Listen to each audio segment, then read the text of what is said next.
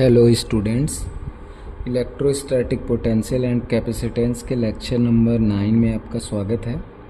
आज के लेक्चर में हम लोग ग्राफिकल इंटरप्रिटेशन देखेंगे और उससे रिलेटेड कुछ इम्पोर्टेंट क्वेश्चंस को देखेंगे। तो चलिए स्टार्ट करते हैं। सबसे पहले इस चैप्टर में हमने देखा था पॉइंट चार्ज की वजह से पोटेंशियल की वैल्यू क्या होती है। तो वो क्या सीखा था हमने कि अगर हमारे पास कोई पॉजिटिव चार्ज है प्लस क्यू, तो इसके वजह से जो पोटेंशियल की वैल्यू आती है V इज इक्वल टू वो क्या आता है के क्यू डिवाइडेड बाई आर। अगर यहीं पे ये चार्ज क्या हो जाए, अगर नेगेटिव हो जाए, माइनस का क्यू हो जाए, तो यहाँ पे V इज इक्वल टू क्या आता है माइनस के क्यू डिवाइडेड बाई आर आता है। ठीक है। तो अब अगर इसके ग्राफ को अगर हम लोग देखें ध्यान से, यहाँ हेडिंग क्या रहेगा इसका, अगर मान लो कुछ लोग नोट्स भी बना रहे हैं तो ये टॉपिक है graph related to V versus R, या फिर E वर्सेस R भी दे सकते, क्योंकि E और R का भी ग्राफ हम लोग इसमें देखेंगे। तो चलिए इसको देखते हैं एक ही पे। ये मान लीजिए ये अपना V है और ये अपना R डिस्टेंस है, इस तरीके से। तो देखिए ये ग्राफ कैसा है, y is equal to 1/x type.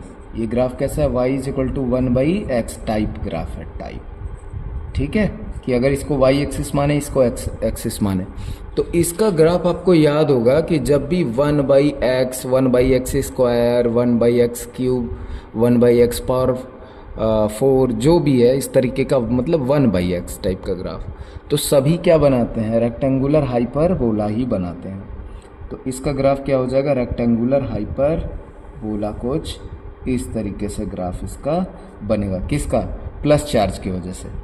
कैसे पता कि ये इस तरह से बनेगा, क्योंकि हम क्या देख रहे हैं कि जैसे जैसे आप वैल्यू में, यहाँ देखिए R बढ़ रहा है, पॉजिटिव वाले के लिए कर रहे हैं कि R अगर इंक्रीज हो रहा है तो आपका V का वैल्यू डिक्रीज हो रहा है, V का वैल्यू डिक्रीज हो रहा है। क्यों, ज़्यादा बड़े नंबर से डिवाइड मारोगे तो आंसर छोटा आएगा ना। तो उस तरीके से जैसे आप यहाँ देखिए, आप अभी छोटे R पे हो, यहाँ पे हो, तो V की वैल्यू आपको यहीं मिल रही है, इतनी सी। आपने R को और बढ़ाया, आप R को लेके यहाँ आ गए, तो V की वैल्यू आपकी और कम हो गई, देखिए यहाँ आ गई। वैसे ही R की वैल्यू आप और आगे गए तो V की वैल्यू आपकी और कम हो गई, देख रहे हो। उसी तरीके से, अच्छा ये कहाँ को जा रहा है, तो ये जा रहा है ऐसे इन्फिनिटी को, ऐसे। ये किसकी वजह से था, प्लस के क्यू की वजह से। अब माइनस के क्यू का, तो माइनस के क्यू का उल्टा ऐसे आ जाएगा, माइनस का भी इस तरीके से। रेक्टेंगुलर हाइपरबोला नीचे से आएगा। ठीक है, कहीं तो एक बड़ी वैल्यू नेगेटिव से चालू हुआ, अब जैसे जैसे R बढ़ेगा तो इस V की वैल्यू कम होगी, लेकिन कैसे, नेगेटिव में कम होगी। जैसे मान लो पहले माइनस की 100 थी, तो अब R की वैल्यू क्या कर रहे हो, यहाँ देखो एक बड़ी वैल्यू से चालू हुए, अब जैसे जैसे R बढ़ा रहे हो आप यहाँ आ गए, तो इसकी वैल्यू कम हुई, लेकिन कैसे कम हुई, नेगेटिव में ही। अभी तो आप क्या हो, 0,0 के नीचे ही हो ना, तो ये पूरी की पूरी एक्सिस नेगेटिव ही है ना, तो वैल्यू क्या हो रही है, छोटी तो हो रही है, लेकिन कैसी हो रही है, नेगेटिव में। तो नेगेटिव में छोटे होने को क्या बोला जाता है, बड़ा होना। भाई -5 बड़ा है कि -7 बड़ा है, तो देखा जाए तो -5 बड़ा है, मतलब ये वाली वैल्यू बड़ी कही जाएगी वैसे देखा जाए तो। लेकिन ये बोल सकते हैं कि हम नेगेटिव में घट रही है। तो ऐसे ऐसे इस तरीके का इसका ग्राफ हुआ। आई होप कि आप लोग को समझ में तो आया होगा। स्टूडेंट्स, ये लेक्चर थोड़ा सा लेंथ में बड़ा हो सकता है और आपको ऐसा लग रहा है कि मैं थोड़ा स्लो पढ़ा रहा हूँ, तो आप अपनी स्पीड को 1.5 पे लेके जाके देख सकते हैं। ठीक है, चलिए अब इसमें हम लोग कुछ और देखते हैं, कुछ इम्पोर्टेंट सेक्शन, कि अगर दो चार्ज है, मान लीजिए कुछ इस तरीके से, और इसका ग्राफ कुछ ऐसा दिया हुआ है आपको, कुछ तो ऐसे दिया हुआ है। ये आपका V है और ये भी V ही है, माइनस V, और यहाँ इधर पूरा R है, ये पूरा R जा रहा है। यहाँ पे तो कोई चार्ज रखा हुआ है Q1 आपके लिए, और यहाँ पे कोई चार्ज आपके लिए रखा हुआ है Q2। और ग्राफ कुछ ऐसा दिखाया हुआ है। मैं रेड कलर से बना देता हूँ आपके लिए। तो देखिए ग्राफ कुछ स्टूडेंट्स ऐसा बना हुआ है, कुछ ऐसा। तो बहुत बढ़िया, ये ग्राफ तो परिचित ही लग रहा है आप लोगों को, क्योंकि इसके पहले वाले सेक्शन में हमने देखा है। और फिर जो ग्राफ है कुछ इस तरीके से बना हुआ है, मान लीजिए ऐसा आके और कुछ यहाँ से ऐसा। यार मेरे हाथ से थोड़ा सा ऐसा स्टीपर बन गया, ऐसा नहीं है, थोड़ा कर्व टाइप से है ना, ये समझना, थोड़ा कर्व टाइप से, कर्व जैसे। ये सीधी रेखा नहीं है, कर्व है। अब यहाँ देखो, यहाँ कुछ ऐसे ग्राफ बना, ऐसे जाके ऐसे गया और ऐसे जाके और ऐसा होके और ऐसे चला गया, इस तरीके से कुछ ग्राफ। यहाँ मान लीजिए आपको कोई पॉइंट दिया हुआ है P, यहाँ पे कोई पॉइंट दिया हुआ आपको Q, और यहाँ पे दिया है कोई पॉइंट आपको R, है ना। ये क्वेश्चन के फॉर्म में है। कैसा है? क्वेश्चन के फॉर्म में, ठीक है, क्वेश्चन है। और आपसे मान लीजिए पूछा जा रहा है कि पहला क्वेश्चन है इसमें, फाइंड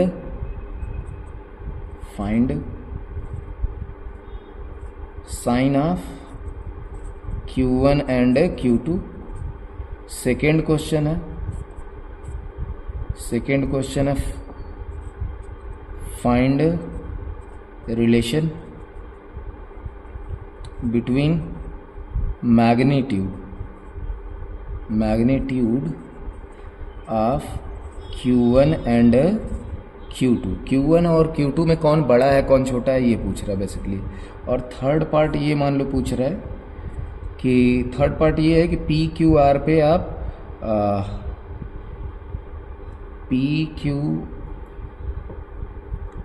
P और R पे आप बता दीजिए पोटेंशियल की value, potential at P and R। और चौथा है आपका मान लीजिए क्वेश्चन कि find electric field at point Q point पे इलेक्ट्रिक फील्ड बताना है। तो Q पॉइंट पे इलेक्ट्रिक फील्ड क्या होगा। इतना सारा क्वेश्चन है स्टूडेंट्स, ठीक है। तो चलिए स्टार्ट करते हैं इसमें। तो एक नया पेज लेते हैं और क्वेश्चन को ध्यान से देखते हुए चलिए शुरू करते हैं। ये बताइए इस क्वेश्चन में आप क्या देख रहे हो। आपने तो ग्राफ देखा यहाँ कि जैसे जैसे डिस्टेंस बढ़ता है तो पोटेंशियल की वैल्यू घटती, किसके लिए? पॉजिटिव चार्ज के लिए। चलिए यहाँ शुरू हो जाइए, जहाँ से पहली बार आपको ग्राफ मिला। अब इसमें हो जाएगा आपका दिमाग थोड़ा सा कंफ्यूज कि शुरू कहाँ से करें, इधर भी है इधर भी है, इधर एक एक में दो पोटेंशियल दिखा रहा है। कोई टेंशन नहीं, दो ग्राफ को एक ही में मर्ज किया हुआ है। यहाँ से आप शुरू कर दीजिए जहाँ से आपको पहले आपको दिख रहा है स्टूडेंट्स। तो बताइए अगर हम इधर किधर जा रहे हैं, चार्ज की तरफ बढ़ रहे हैं, तो चार्ज के नज़दीक जा रहे हो मतलब डिस्टेंस को कम कर रहे हो। और डिस्टेंस को देखिए कम करने पे क्या हो रहा है, पहले पोटेंशियल यहाँ पे था, यहाँ पे। अब डिस्टेंस को थोड़ा और कम करिए क्योंकि चार्ज के आप और नज़दीक पहुँचे तो डिस्टेंस और कम हुआ। तो ये क्या हो रहा है, इस पॉइंट पे पोटेंशियल की वैल्यू और बड़ी हो गई। डिस्टेंस को थोड़ा स्टूडेंट्स और कम करिए तो ये क्या हुआ, पोटेंशियल की वैल्यू और यहाँ पे सॉरी डिस्टेंस जैसे जैसे कम कर रहे हैं तो पोटेंशियल और बढ़ रहा है, और डिस्टेंस कम किया तो और बढ़ गया। यानी पोटेंशियल डिस्टेंस को कम करते जा रहे हैं तो पोटेंशियल की वैल्यू क्या हो रही है, इंक्रीज हो रही है। तो भाई डिस्टेंस को कम करने पे पोटेंशियल इंक्रीज हो रहा है, तो ये किसके लिए होता है, पॉजिटिव क्यू चार्ज के लिए होता है। किस चार्ज के लिए होता है, पॉजिटिव क्यू चार्ज। कि डिस्टेंस कम करोगे तो पोटेंशियल की वैल्यू क्या हो जाएगी, बढ़ेगी। यहाँ भी देखो ना, पहले 10 से डिवाइड मारो तो आंसर के जो भी आ रहा हो, फिर 5 से डिवाइड मारो सेम में तो आंसर क्या आएगा, बड़ा आएगा। छोटे नंबर से डिवाइड करोगे तो आंसर बड़ा आएगा। तो इससे साफ दिख रहा है कि ये क्या है, कैसा चार्ज है स्टूडेंट, ये पॉजिटिव का चार्ज है। लेकिन चलिए और कंफर्म करते हैं इसको। इस साइड बढ़िए। अब चार्ज से आप क्या जा रहे हैं, दूर जा रहे हैं। तो दूर गए तो मान लीजिए एक बड़ी वैल्यू से आपको मिला, बड़ी वैल्यू मिला यहाँ पे पोटेंशियल की। थोड़ा सा और दूर गए तो अब जब ज़्यादा दूर जा रहे हो तो क्या होना चाहिए, घटना चाहिए ना पहली वैल्यू से। यानी यहाँ से शुरू होके अब घट गया, देखिए यहाँ पे आ गया पोटेंशियल। और दूर गए स्टूडेंट्स इस रेड लाइन पे, तो स्टूडेंट पोटेंशियल की वैल्यू और घट के यहाँ आ गई। मतलब दूरी जैसे जैसे बढ़ा रहे हो पोटेंशियल घटते घटते घटता जा रहा है। तो ये बिल्कुल सही है कि पॉजिटिव चार्ज के लिए क्या होता है, दूरी कम करने पे पोटेंशियल बढ़ता है और दूरी बढ़ाने पे पोटेंशियल घटता है पॉजिटिव नेचर में। तो देखो पोटेंशियल ऊपर की तरफ है मतलब पॉजिटिव नेचर का है। तो गारंटी हो गया कि ये क्या है, Q1 पॉजिटिव नेचर का। आंसर कैसे लिखोगे एग्जाम में, तो वही दिखा दोगे कि Q1 के लेफ्ट साइड डिस्टेंस को कम करने पे पोटेंशियल इंक्रीज हो रहा है और Q1 के राइट साइड में डिस्टेंस को क्या करने पे, इंक्रीज करने पे पोटेंशियल डिक्रीज हो रहा है। तो इससे क्लियर होता है कि Q1 क्या है, पॉजिटिव चार्ज। खत्म। अच्छा P पे क्या देख रहे हो, P पे जब आप खड़े हो जा रहे हो तो आपको लग रहा है कि पोटेंशियल कहाँ मिल रहा है, 0 पे, यानी कि P पे V की वैल्यू क्या है, 0। बहुत बढ़िया। तो ये तो क्लियर हो गया स्टूडेंट कि Q1 की वैल्यू क्या है, यहाँ पे पॉजिटिव है। अब चलिए कहानी शुरू होती है अब Q2 के लिए। तो जहाँ से Q2 का ग्राफ आपको मिलना चालू हो रहा है, ये नीचे देखो Q2, यहाँ पे आप थे तो पोटेंशियल की वैल्यू आपको ये मिली। जैसे जैसे आप नज़दीक जा रहे हो, यहाँ जा रहे हो, तो पोटेंशियल की वैल्यू बढ़ रही है, लेकिन कैसे बढ़ रही है, निगेटिव में। और नज़दीक गए चार्ज के, तो पोटेंशियल की वैल्यू बढ़ रही है, लेकिन किस में बढ़ रही है, निगेटिव में।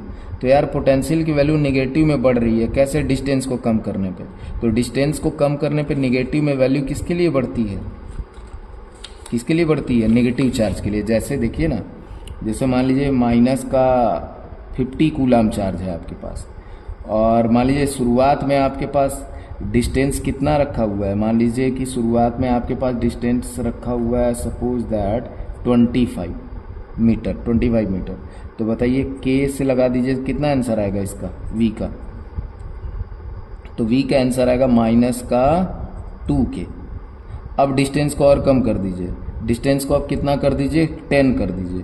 तो डिस्टेंस को आप 10 करोगे तो माइनस का 50/10 करोगे भाई, तो ये कितना हो गया, माइनस का 5। तो ये क्या हुआ, डिस्टेंस कम करने पे वैल्यू बढ़ रही है, लेकिन कैसी बढ़ रही है, नेगेटिव में ही ना। पहले माइनस का 2 थी तो अब माइनस का 5 हो गई। तो इसका मतलब गारंटी हो गया कि चार्ज क्या है, निगेटिव नेचर का है। सही है। अब थोड़ा एक साइड से तो क्लियर हुआ, दूसरी साइड से भी देखो। दूसरी साइड से मान लो यहाँ से शुरू करा, तो एक निगेटिव की एक बड़ी वैल्यू मिली थी दूर जाने पे, और दूर गए तो निगेटिव की छोटी वैल्यू मिलने लगी, और दूर गए तो निगेटिव की और छोटी वैल्यू मिलने लगी।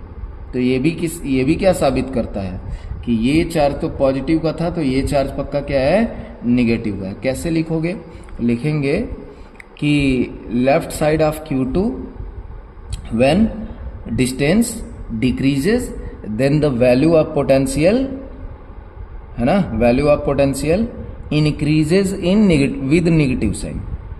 वैल्यू क्या कर रही है, इंक्रीज तो कर रही है डिस्टेंस घटाने पे, लेकिन नेगेटिव साइन के साथ। फिर क्या लिखोगे, in right side of Q2 when distance increases the value of potential क्या हो रहा है, डिक्रीजेज विद नेगेटिव साइन। यानी वैल्यू घट रही है, लेकिन कैसी घट रही है, नेगेटिव में ही। और घटते घटते घटते यहाँ पे जैसे ही आप R पे पहुंच रहे हो तो क्या हो गई, 0 हो गई। तो यहाँ भी R पे पूछा गया है ना कि R पे क्या होगा पोटेंशियल, तो R पे पोटेंशियल क्या है, 0 है, क्योंकि आप सिर्फ और सिर्फ R वाली लाइन पे खड़े हो, V में आप हो ही नहीं। अब और आप आगे जा रहे हैं, तो और आगे जाने पे अच्छा अच्छी बात है कि यहाँ 0 कैसे हुआ भाई, यहाँ क्यों 0 हुआ, देखो यहाँ क्यों 0 हुआ, बिल्कुल 0 होगा। एक साइड पॉजिटिव का चार्ज है, दूसरी साइड नेगेटिव है, तो बीच में तो कहीं इक्विलिब्रियम पॉइंट आएगा, कहीं तो एक दूसरे के इफेक्ट को क्या करेंगे, नलीफाई करेंगे। सपोज दैट कि इनका भाई साहब का यहाँ पे वोल्टेज आ रहा है प्लस का 20 वोल्ट और इनका आ रहा है माइनस का 20 वोल्ट, तो एक दूसरे को नलीफाई करेंगे कि नहीं करेंगे।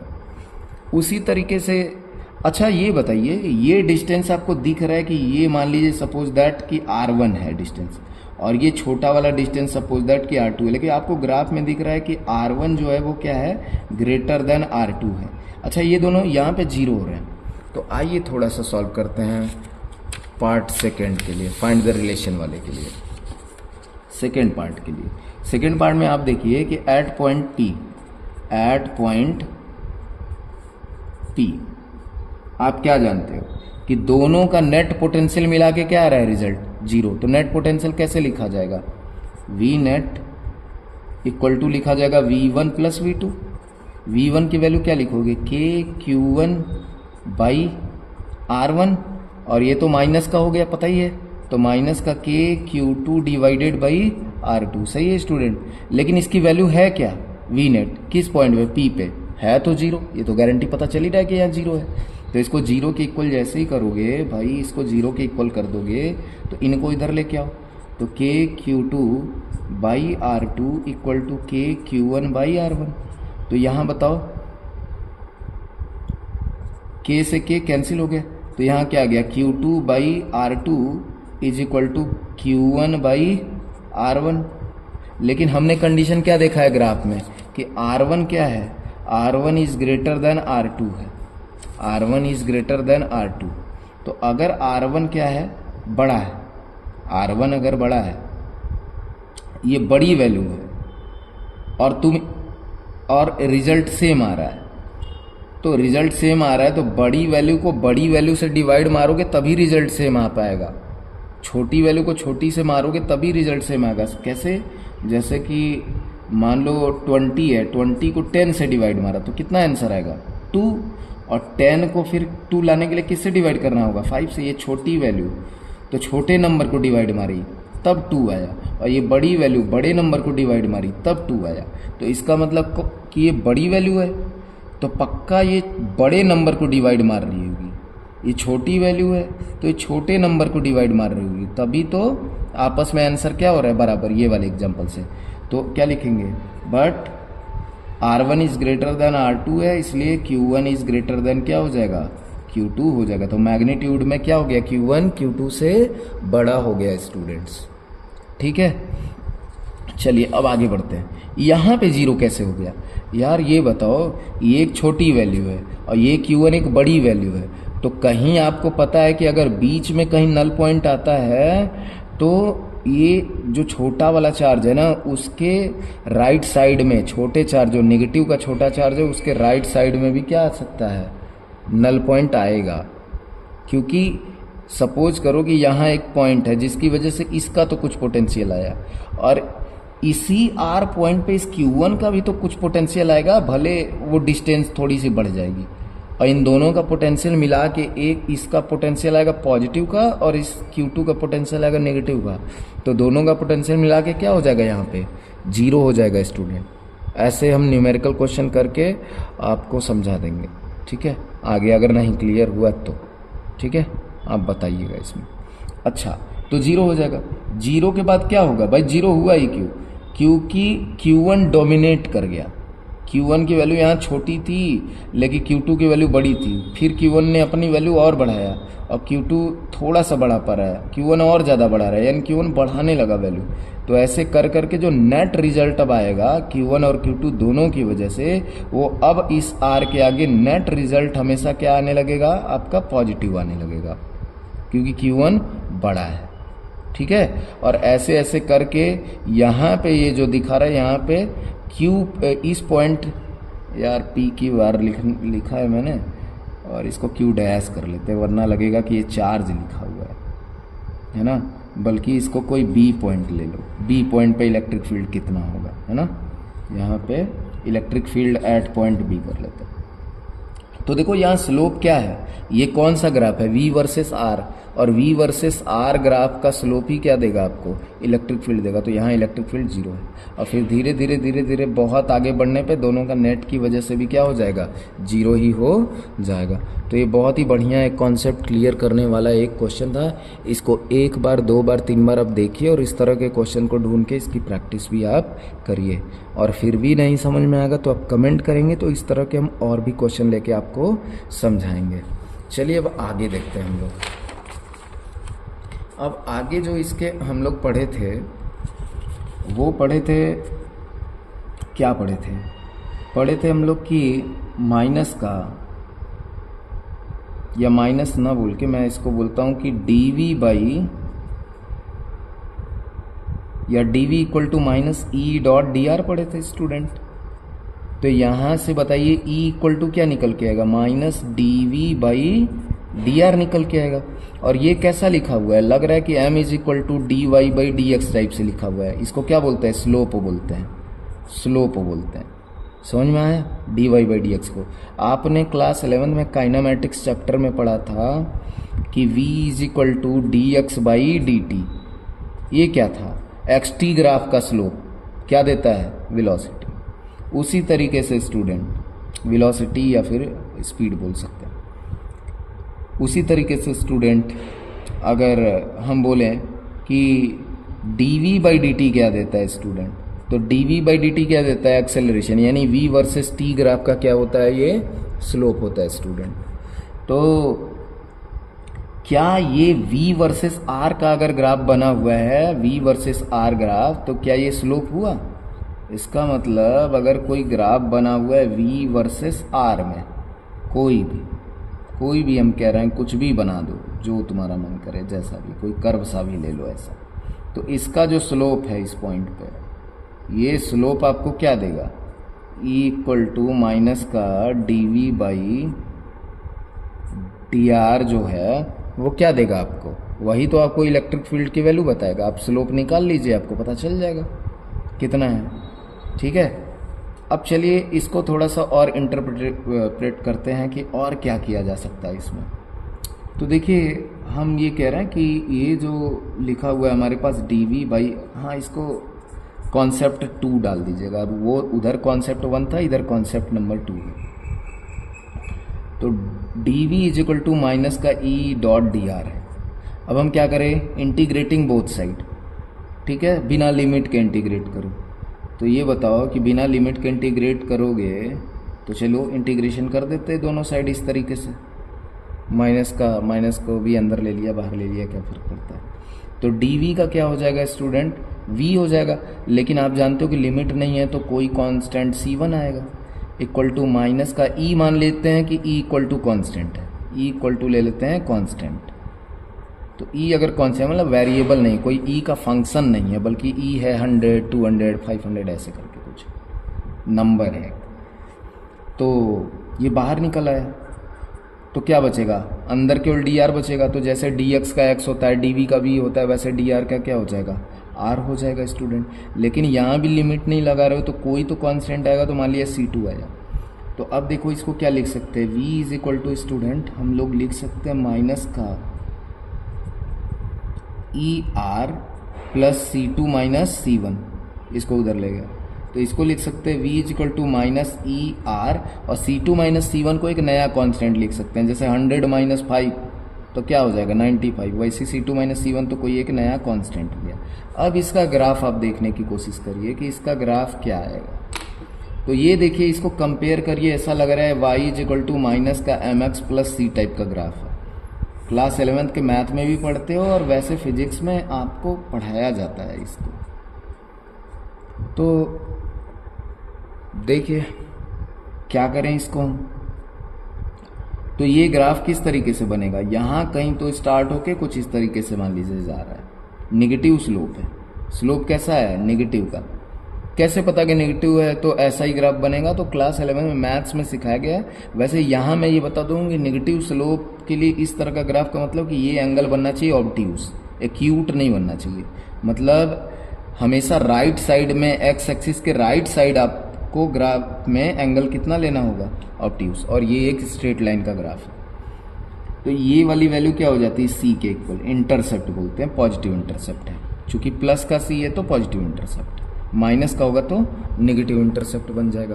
तो यही ग्राफ है। तो अब यहाँ पे हम लोग ये तो नहीं बना रहे, हम तो ये पढ़ रहे हैं। तो ये पढ़ रहे हैं तो यहाँ v हो गया, और वर्सेस यहाँ x की जगह क्या लिख दिया हमने, r लिख दिया, v वर्सेस r। और यहाँ पे अगर स्लोप की बात करें कि इसका स्लोप कितना है, स्लोप, तो स्लोप कैसा है, m is equal to minus का e देगा, ये माइनस का e देगा। आया समझ में। चलिए इसको एक क्वेश्चन के फॉर्म में करेंगे तो शायद आपको और अच्छे से क्लियर होगा। तो चलो स्टूडेंट, एक क्वेश्चन के ही फॉर्म में हम लोग देखते हैं। एक क्वेश्चन है हमारे पास कि आपको ग्राफ दे रखा है इस तरीके से, ऐसा, और ग्राफ है v वर्सेस r का, ठीक है। आपको यहाँ पे दे रखा है 20 वोल्ट और यहाँ पे दे रखा है आपको मान लो 10 मीटर। ठीक है स्टूडेंट, तो आपसे पूछ रहा है फाइंड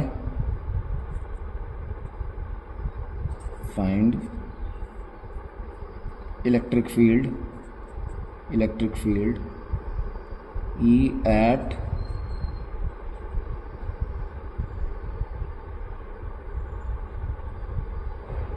मान लीजिए आपको पूछ रहा है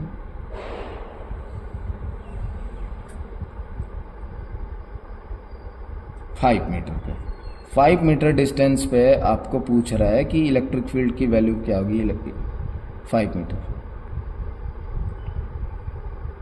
ठीक, 5 मीटर पे इलेक्ट्रिक फील्ड आपको क्या होगी।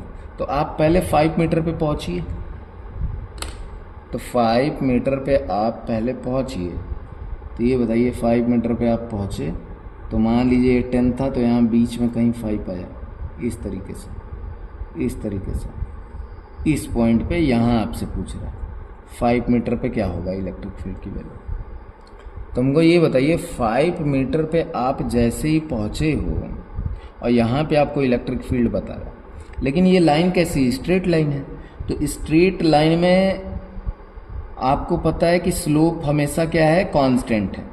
यहाँ पे जो एंगल बना रहा है वही एंगल यहाँ पे बना रहा है, वही एंगल जहाँ पूछा गया वहाँ पे भी सेम ही एंगल बना रहा है। इसका मतलब आप पूरे इस रेड ग्राफ के लिए आप स्लोप निकाल लीजिए, उसके बाद इस रेड लाइन पे वो कहीं भी पूछे आपका आंसर क्या आने वाला है, सेम टू सेम आने वाला है। आपका आंसर क्या आने वाला है, सेम टू सेम आने वाला है। ठीक है, सपोज दैट कि बल्कि एट 5 मीटर पे नहीं पूछ रहा है, बल्कि एट इसको पॉइंट के फॉर्म में ही ले लेते हैं, बल्कि 5,10 पे पूछ रहा है वो कि 5,10 पे क्या आएगा। तो आप बताओ 5,10 पे क्या आएगा। तो मैं कह रहा हूँ स्लोप निकाल लो आप पूरे इस ग्राफ का, क्योंकि स्लोप चेंज ही नहीं हो रहा है। तो कोई भी आप स्लोप एक बार निकाल लीजिए, उसके बाद कहीं भी ये पूछे 5,10 पे पूछ दे या फिर आपसे पूछ दे 2,4 पे पूछ दे, सब पे आंसर सेम होगा। तो यहाँ स्लोप क्या निकल के आएगा इस ग्राफ का, तो स्लोप इस ग्राफ का निकल के आएगा, यहाँ ओरिजिन 0,0 है। तो y अगर ओरिजिन से ग्राफ स्टार्ट हो रहा है तो आप डायरेक्ट फॉर्मूला लगा सकते हो y/x।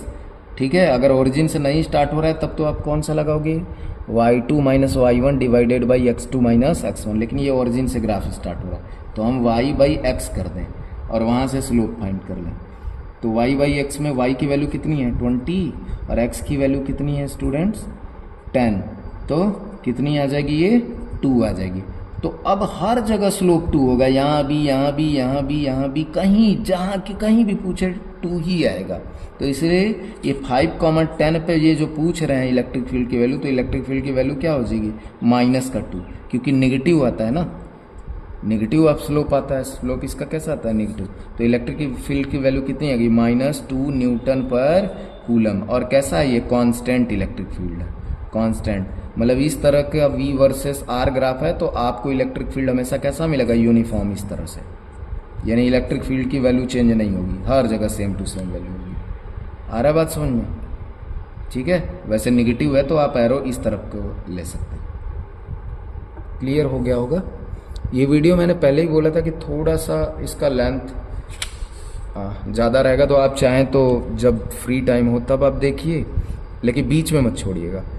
और या फिर आप क्या करिए कि इस वीडियो को 2 पार्ट में देख लीजिए। जो मैंने कॉन्सेप्ट नंबर 1 सिखाया पॉइंट चार्ज के लिए वो देखिए, और फिर जो ये इस तरह का कॉन्सेप्ट 2 सिखा रहा हूँ इसको दूसरी बार में आप देखिए।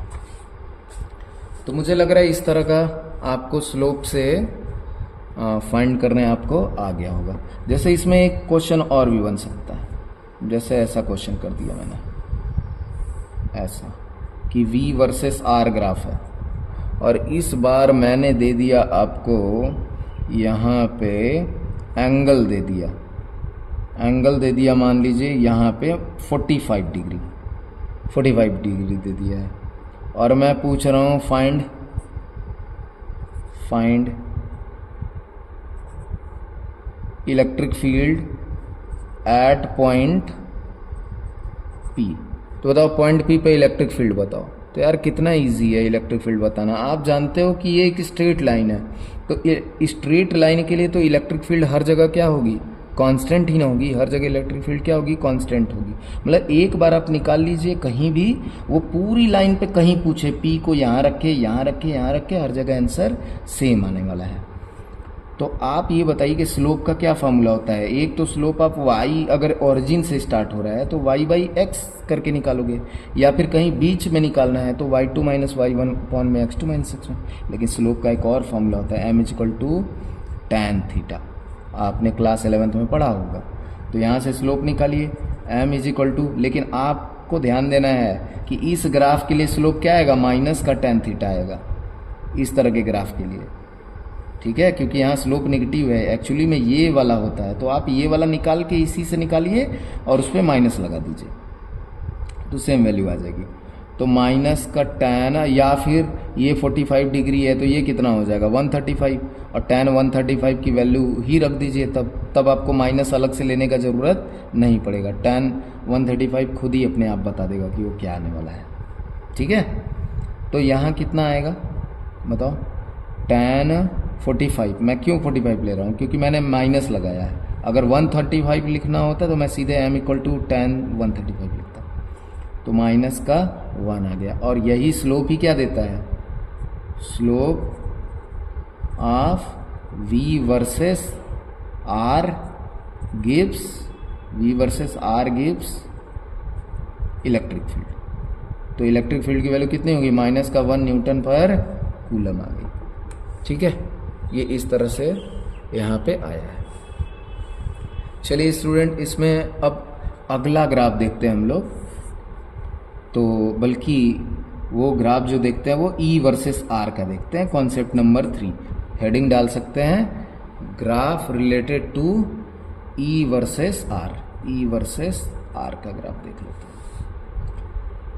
अच्छा, इसमें छोटा सा एक चीज़ ये बताइए कि अगर ऐसे पैरेलल लाइन बना दी है V वर्सेस R में, तब तो इलेक्ट्रिक फील्ड कितना आएगा, 0 आएगा, क्योंकि स्लोप क्या हो गया 0। भाई इस x एक्सिस के पैरेलल लाइन का स्लोप क्या होता है 0। एंगल हमेशा x एक्सिस से मेजर करा जाता है, तो इसके पैरेलल ही हो गया। तो इस तरह के लाइन में क्या हो गया, ये स्लोप क्या हो गया 0। तो V1 तो कुछ दिखा रहा है पोटेंशियल, बट इलेक्ट्रिक फील्ड को 0 दिखा रहा है। ठीक है, ऐसे। हालांकि ये फिजिकली इस तरह का पॉसिबिलिटी है, हो सकता है कि नहीं हो सकता है कि इलेक्ट्रिक फील्ड 0 है और कोई तो पोटेंशियल आ जाए। ये आपको सोचना पड़ेगा कि क्या सच में ऐसा हो सकता है कि इलेक्ट्रिक फील्ड हो ही ना और पोटेंशियल हो। लेकिन अगर ग्राफिकल मैथमेटिक्स की बात करें तो इस तरीके से किया जा सकता है। खैर, ये आगे की बात है, इसको भी हम लोग देखेंगे। इस पे ज़्यादा दिमाग मत भी लगाइए, या सोचना है तो सोच भी सकते हैं। अभी हम बात कर रहे हैं E वर्सेस R की। तो E वर्सेस R के ग्राफ की अगर हम बात करें तो देखो, E versus R in presence of V, in presence of V,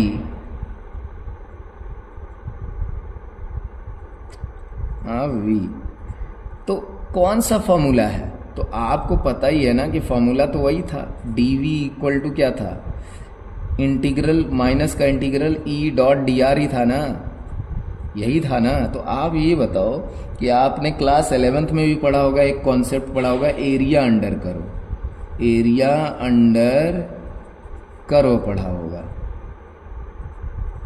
area under curve पढ़ा होगा।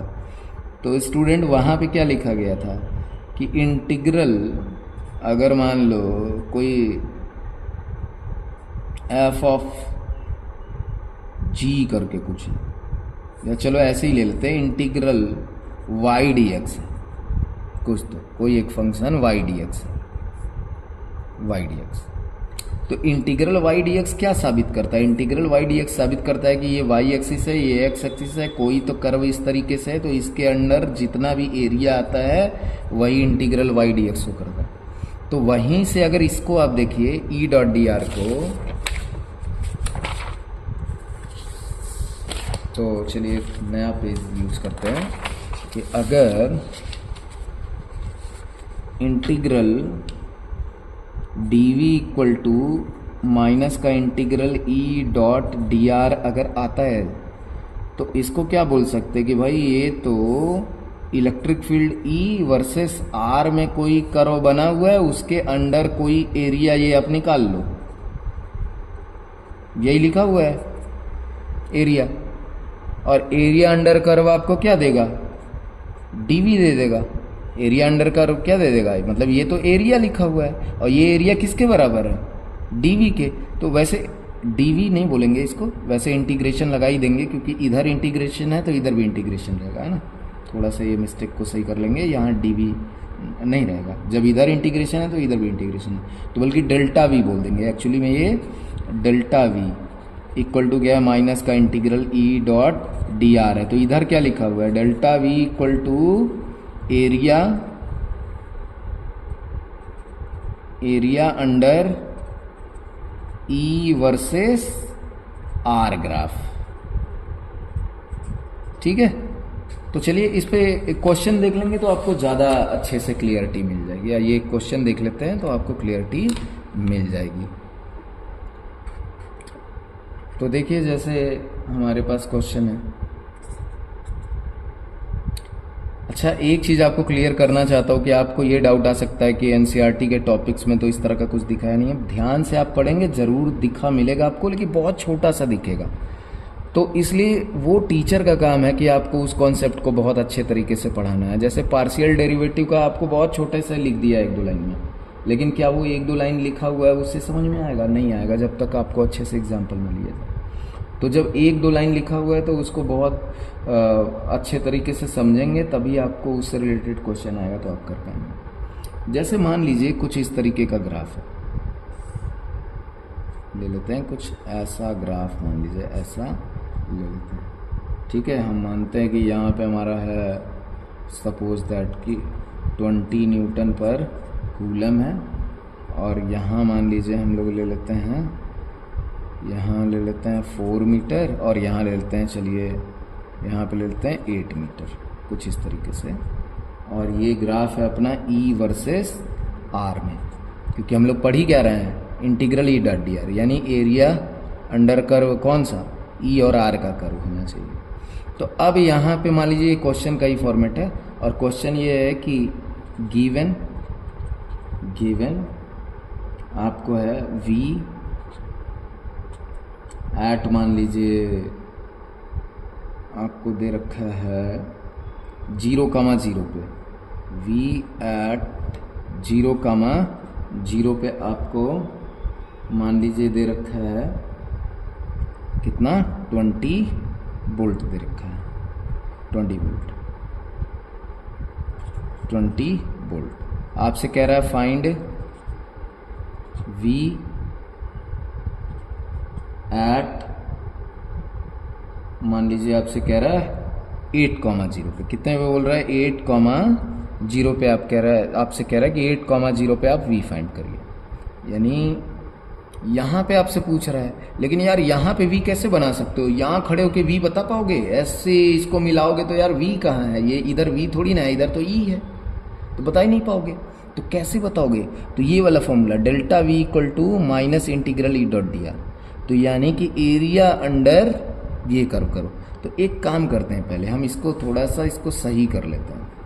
ये जो माइनस है ना, इस माइनस को इधर भेज देते हैं। देखो फॉर्मूला क्या था हमारा, V final minus V initial is equal to minus का integral E dot D R था। ठीक है, तो इस माइनस को इधर दे दीजिए, तो ये हो गया V initial minus V final equal to क्या आ जाएगा, integral E dot D R आ जाएगा।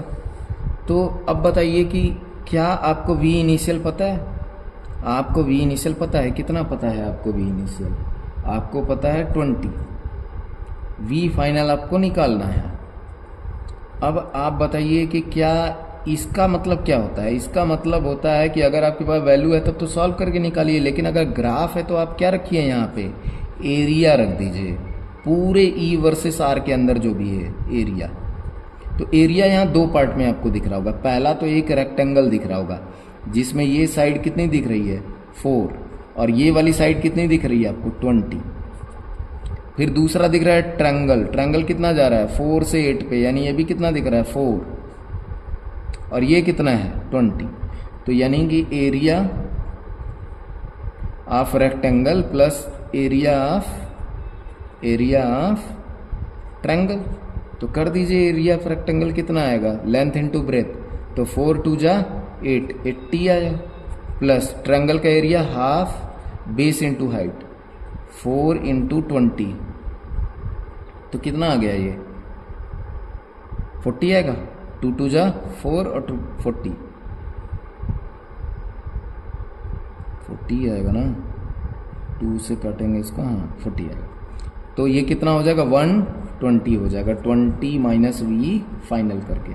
तो इसको इधर ले जाइए, इसको इधर ले आइए, तो 20 minus 120 equal to V final. तो यहाँ बताइए वी फाइनल कितना निकल के आया, तो वी फाइनल आपका निकल के आया माइनस का 100 वोल्ट।